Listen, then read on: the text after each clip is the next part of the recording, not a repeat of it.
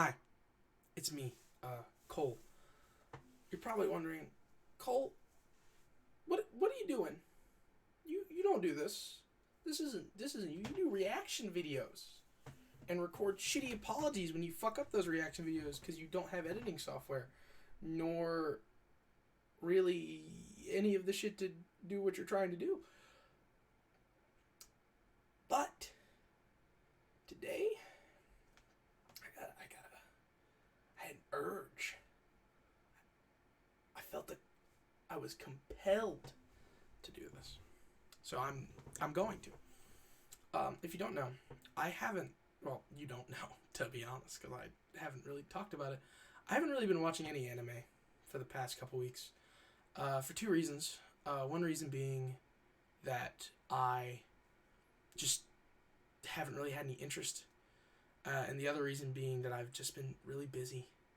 You know, I had vacation, I had graduation, I'm trying to I'm trying to get into college right now. I'm struggling with that, trying to figure out how all that shit's gonna work out. So I just haven't had the time until today, where I finished MegaloBox, and about to tear up now just fucking thinking about it.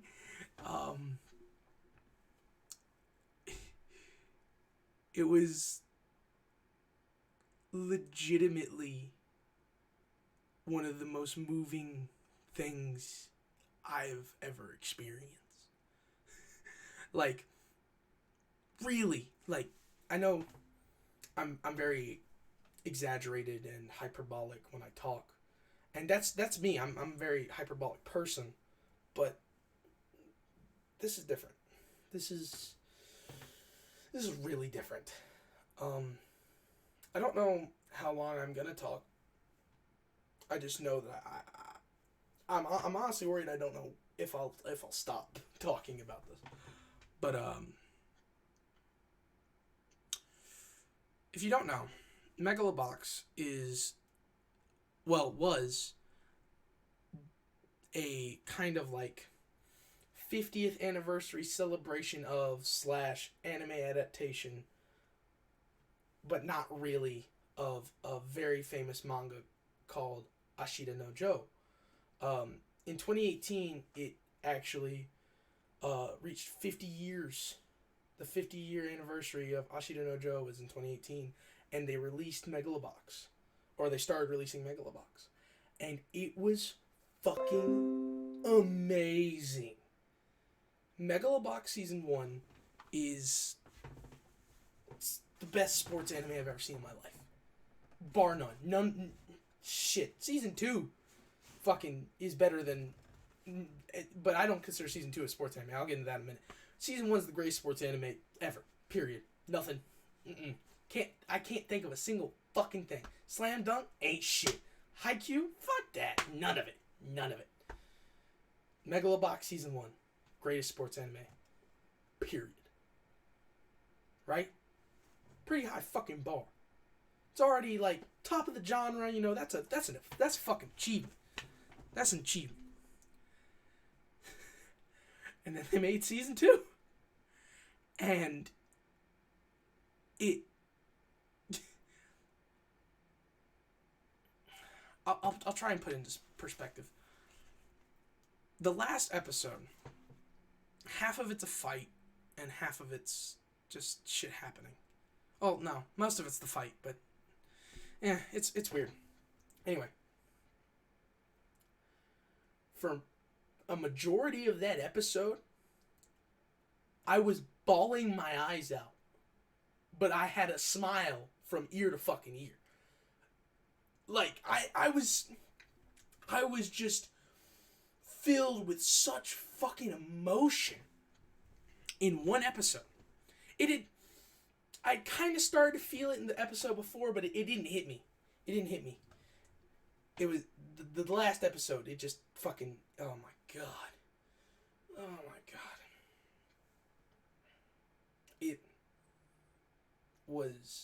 It might be life-changing.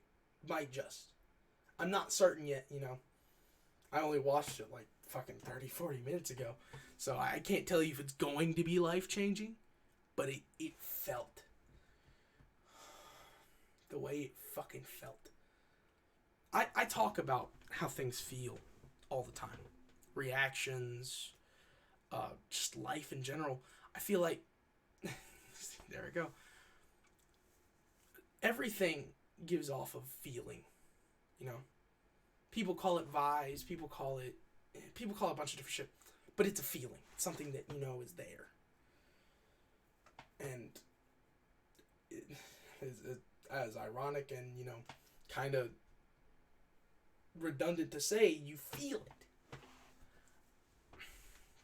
There have been shows that have made me feel things before. Gurren Lagann, for instance, like there are a bunch of shows that can give you goosebumps, right? There are a couple shows that can just make you cry because they're sad. There's, in rare fucking glorious instances, you'll get shows that can make you cry out of joy. And then there's MegaloBox, which fucking slaps your emotions around like a piece of trash in the fucking wind. Just flapping all around and shit. Yeah, just picture that bag was getting hit by the wind, like bitch slapped over and over and over again. And that's your emotions. And the wind is MegaloBox. That's is crazy emotional. And like I've been talking about it non-spoilery. Like I know I talked about the last episode and what it is, but I'm not gonna give you any like, oh, this is what happens, yada yada. I'm giving you a warning now. I don't know when I'm gonna stop talking about them. I may put it in the description, I may not. I may talk about it literally till I'm just done. But I'm going to start talking about stuff that happens in the show, and I'm telling you this. I've never wanted you to heed my words. I've never wanted anyone to heed my words more than right now. Don't spoil yourself. Watch this show, and even if you don't get a modicum of the same emotional response I got, it won't be a waste of your time. I can guarantee you it will be worth your time. Both seasons are high quality. Now, bear in mind the second season basically almost changes genres. It's almost a different fucking genre. But it's honestly better for it. But this is your last chance. I'm going to start talking about stuff in 3, 2, 1. The fight between Joe and Mac Rosario might just be one of my favorite moments in fiction, period. Not because of what happens in the fight. I don't think the fight is better than the fight. I honestly think the fight is worse than the final fight of the first season. We've seen really good fights in season. We saw a really good fight in season 2 with the sparring match between Lou and Joe, but no. The final fight. There's so much in it that just like that gets you. We'll start with some of the building blocks. In the episodes before, both Joe and Mac have basically been trying to fix their lives. So in Joe's case, he finally got his family to recognize, or his family, his boxing gym, to like basically forgive him and to back him up in this one last fight. Mac finds out that he's been his family's been blackmailed into him becoming this boxer, and that he doesn't feel like the hero he is anymore. And you see this switch, right? Because at the start of season 2, Joe is going by Nomad. That's why season 2 is called Nomad. He's on painkillers. He's drinking really bad. He's not in a good spot. Like, we see Mac hit that spot for like 5 minutes. And then he goes back, which is fine. But I just thought it was really cool. You know, I think it's really awesome to basically see characters get their roles reversed. Even if it's not like an actual, I was doing what you're doing right now. Now I'm doing what you're doing right now. So it's not an exact role reversal, but that's beside the point. And I'm starting to get a little jumbled because, to be honest, I'm starting to get excited. And that's another thing I want to convey.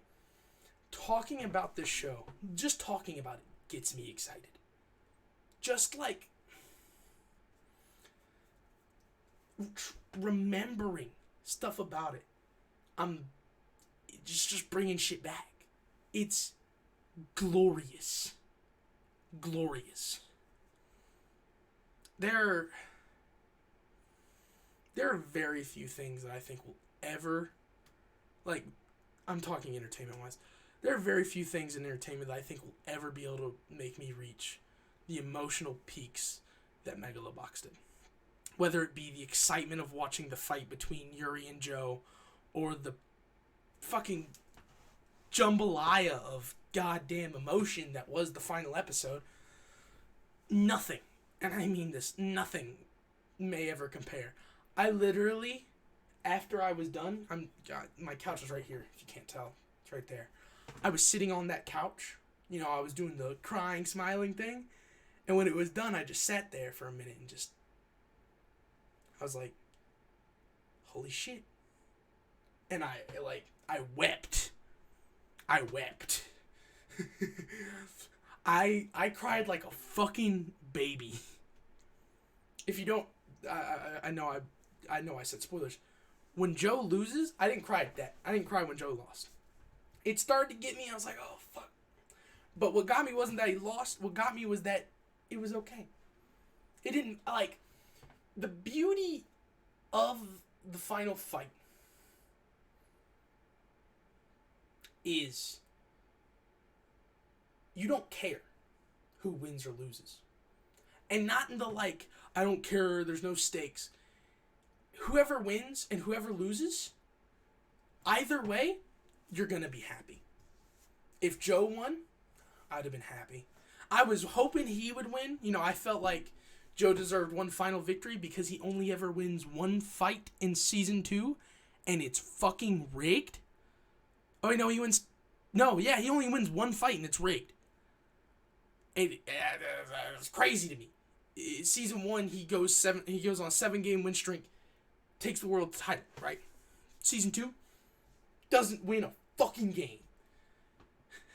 And that's crazy, It's like Gearless Joe, he is a great boxer. He's supposed to be the boxer that shows everybody else that they've been doing it wrong. Doesn't matter. Doesn't matter.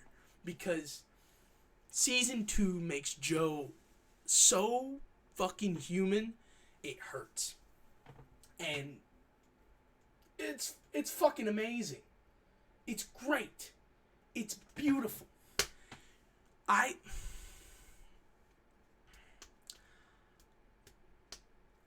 can't put it all into words how great it is. I made this video on a whim. Okay? I'm gonna upload it. I'm putting my all into this bitch. This might be my magnum opus. It still probably won't be good because it's not gonna be edited, but I don't care. That's how important this show is to me. That I feel like even if no one sees this video, even if, like, no one gives a fuck what I think, I don't give a damn. People need to go watch the show. People need to experience what the director, his name is I can't remember his last name right now. I just saw it like seconds ago. Oh my god.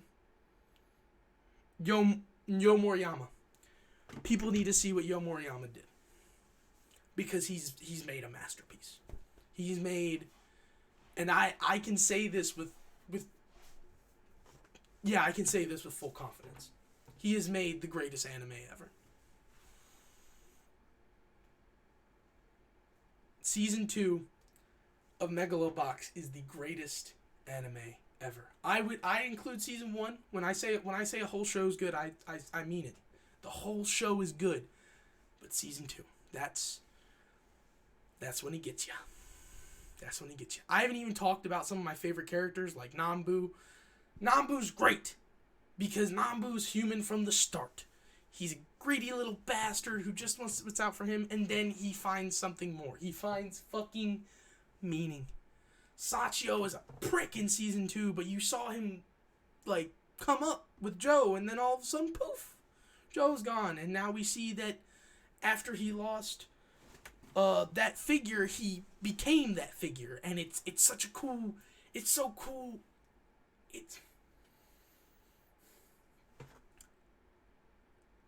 I don't have much else to say other than it's cool. And it's amazing. And just different ways of saying that at this point. So, I take that back. There's one last thing I want to talk about, and that it is I know I've talked a lot about season 2 and not much about season 1. I don't want to spoil much of season 1. I think season 1 is great. Enjoyed blind. I think it's kind of hard to spoil it other than just saying, oh yeah, Joe wins everything. It's a sports anime. Like, yeah, in sports anime there are some where, they don't always win, but this is like a triumphant underdog story. He wins. That's not a bad thing. Predictability isn't always a bad thing, right? Although, to be honest, that last fight is not predictable at all. At all. If you watch the final fight blind, it's not predictable. In the slightest. Oh, man.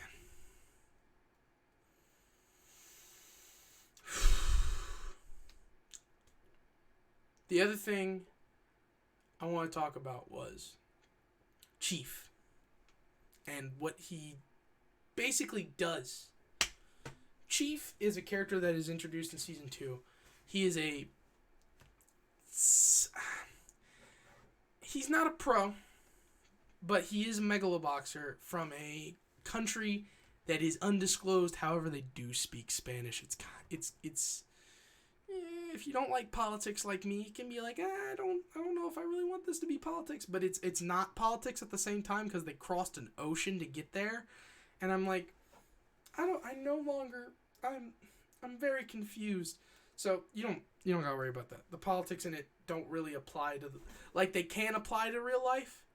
However, if you don't need to. I didn't.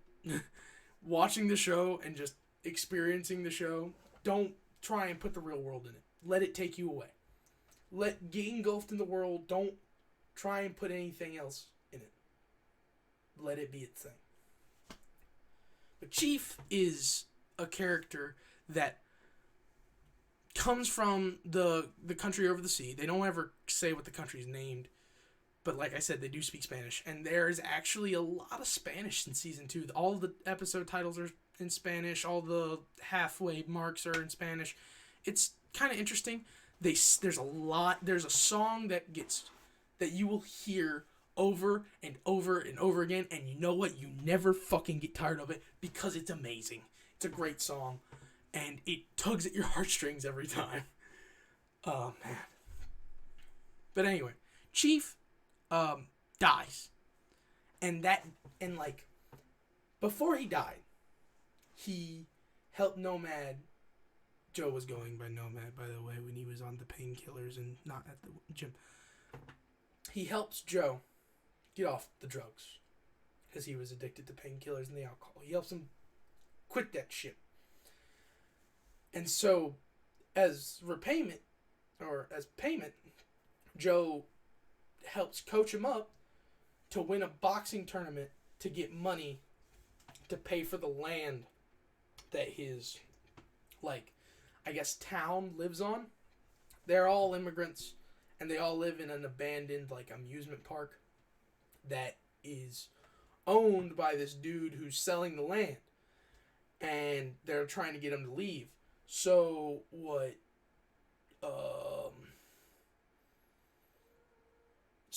they do is they, there's a tournament.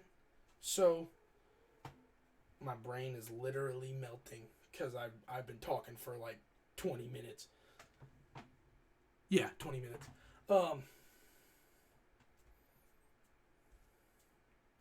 Chief enters this tournament. He wins the tournament. He gets the money.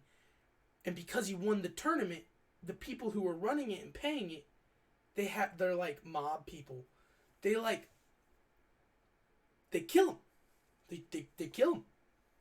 I don't know why I'm hesitating so much to say that, but he dies.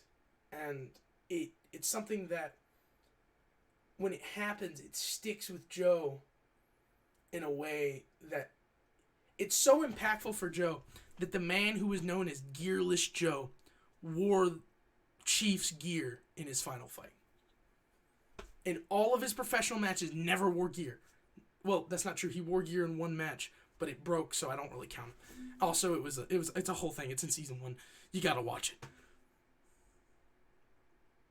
It left so much of an impact that a man known for never wearing gear put on gear just for him. And most of the time you'd be like, he's only in the show for like 4 or 5 episodes. Most of the time you'd be like, I don't know. Did he really leave that much of an impact on you, Joe? Gee, in the 5 episodes, he leaves an impact on you. He doesn't just leave an impact on Joe, he leaves an impact on the audience. And that's good character writing. I'm not the, like, there's so much, there's great cinematography and a bunch of other stuff, but like, I don't care about that. That's not what I want to talk about, y'all. I just want you to experience it. So, for those who are joining me right now, because I'm going to try and put in the thing, because I know I just talked about spoilers for 13 fucking minutes. These is final thoughts. MegaloBox is the greatest anime to ever exist. It might be one of the greatest works of fiction to ever exist. I believe it's better than Ashita no Joe. I've read a little bit of it, and I'm not saying Ashita no Joe is bad. I just don't think it'll ever be able to compare to MegaloBox. Not for me. It's just too fucking good.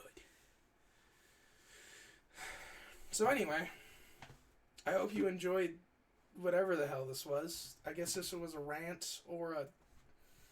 It's not really a great description. It's much more of a rant video. But I really needed to talk about this show. It affected me in ways I didn't really think were possible. Like, I don't even know what to describe the emotion I felt when the show ended. I wasn't sad, but I wasn't happy, and I wasn't... Something that can make you feel is something that's worth your time.